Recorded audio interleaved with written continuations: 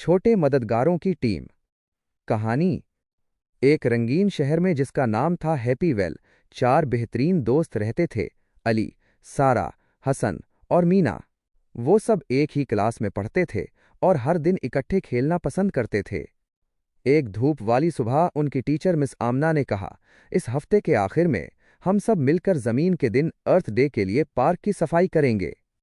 तमाम बच्चों ने खुशी से नारे लगाए, सिवाय कुछ के जिन्होंने सरगोशी में कहा, यह तो बहुत बोरिंग काम लगता है। लेकिन अली खड़ा हुआ और बोला, नहीं, ये हमारा पार्क है। अगर हम इसकी सफाई नहीं करेंगे तो कौन करेगा? सारा ने भी इसकी बात में इजाफा किया, और हम इसे मज़ेदार भी बना सकते हैं। तो इस ग्रुप ने एक मंसूबा बनाया। हफ्ते के आखिर की सुबह वो दस्ताने, कोड़े के थैले और कुछ खाने की चीजें साथ लाए ताकि वो सब मिलकर खा सकें। अली ने प्लास्टिक की बोतलें उठाएं। सारा ने कौड़ा मत फेंको जैसे छोटे साइन बनाए। हसन ने अपनी छोटी बेलचे से पौधे लगाए। मीना ने दूसरों की मदद करते हुए एक सफाई का गाना गाया। जल्द ही पार्क साफ और रंगीन नजर आने लगा।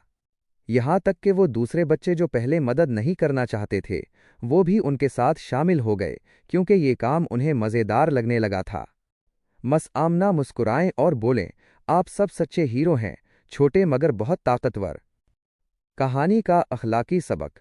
जब बच्चे मिलकर काम करते हैं तो वो बड़े बड़े काम कर सकते हैं।